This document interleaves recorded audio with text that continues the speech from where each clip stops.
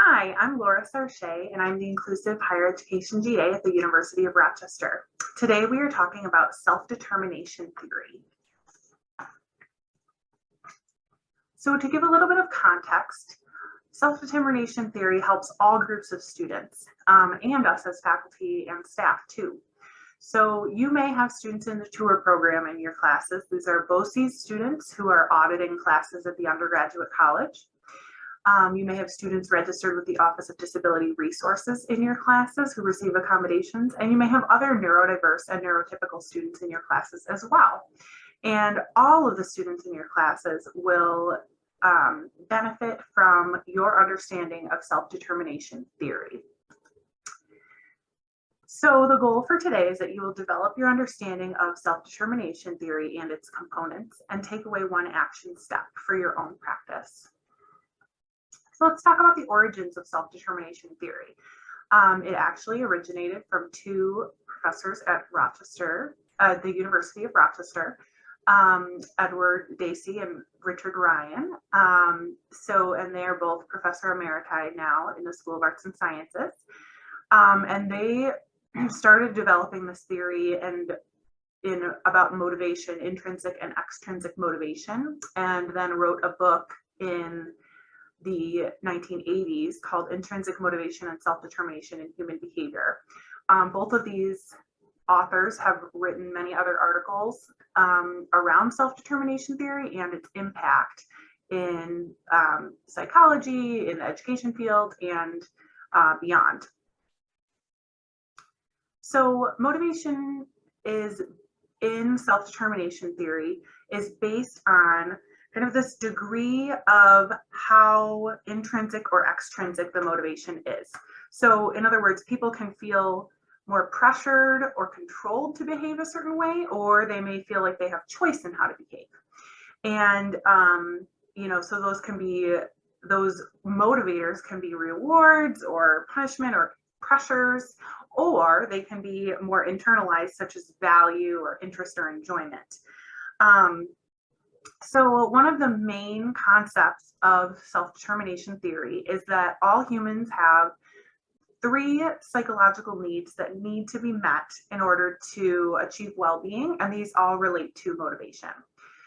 So the first is autonomy, and this is the feeling that someone has a choice and can actually willingly behave in the way that they would like to. The opposite of autonomy is feeling controlled in someone's behavior. Competence is the idea of having a level of mastery and efficiency and effectiveness in the activity that someone is participating in. So this is like the right amount of challenge for an individual, not too challenging, but challenging enough to be interesting. Relatedness, finally, is the need to feel connected and belong with others. And these three tenets of motivation, these three psychological needs, can all be supported by the social environment in which an individual is. So in the classroom, for example, you can support these three needs of your students. For example, autonomy is supported when individuals' point of view is understood, when they have rationale for the activities that they're doing, when they have choices, and always refraining from putting pressure or trying to control students' behavior will also increase the autonomy. Competence is helped and supported by appropriate structure, teaching task initiation, and providing the right challenge without being overwhelming for students. Also providing consistent, clear directions, expectations, feedback, all help students meet this need of competence. Finally, we can support relatedness by showing interest and involvement in what students are doing and being empathetic and conveying that each student has significance in your class and in their lives. This is important to show and meet that relatedness need. So let's talk about the 6 mini theories of self-determination theory. Okay. First, we'll talk about cognitive evaluation theory. So this is the idea of intrinsic motivation being focused on competence and autonomy. And so the kind of first example we see in someone's life of this intrinsic motivation is play and exploration when they're a child. But then the effects of the social context and supports around competence and autonomy can really support this intrinsic motivation, which is the basic tenet of cognitive evaluation theory. And this is important in education, in the arts, and sports, and in all other domains too.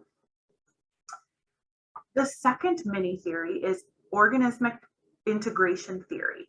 And this is talking about the extrinsic motivators and the consequences of those.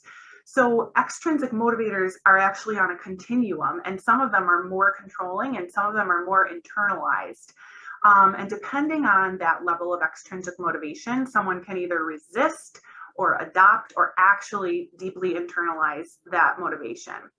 And these help us to internalize goals, values, and beliefs. And we'll talk a little bit about goals more later too. So here's the continuum of the extrinsic motivation and into the intrinsic motivation. So, and we also call, if someone is not motivated, we call that amotivation. This can be because they feel not valued, because they feel incompetent, because they feel like they don't have control in the situation. And that does not involve a level of regulation that helps someone to be motivated.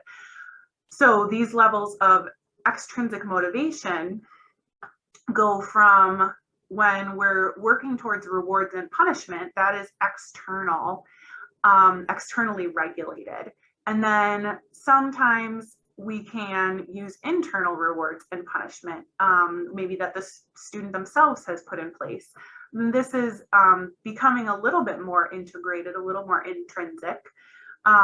Values are even more internalized. And then integrated regulation is about that congruence and awareness, and is even more internalized. And then true intrinsic regulation is based on satisfaction in the activity, interest, and enjoyment. So the third mini theory of self-determination theory is causality orientations theory. And this emphasizes that individuals are all different in how they adapt to their environment or orient themselves to the environment and how they regulate their behavior. So based on these things, someone can be autonomous in their choices. They can be controlled or extrinsically motivated, or they can be amotivated or impersonal in their motivation. Fourth is the basic psychological needs theory, which we already talked about, the autonomy, competence, and relatedness. And this really focuses on the contexts that support these three psychological needs. And basic psychological needs theory also looks at the implications of cross-developmental and cross-cultural impact and how those differences might play into motivation theory.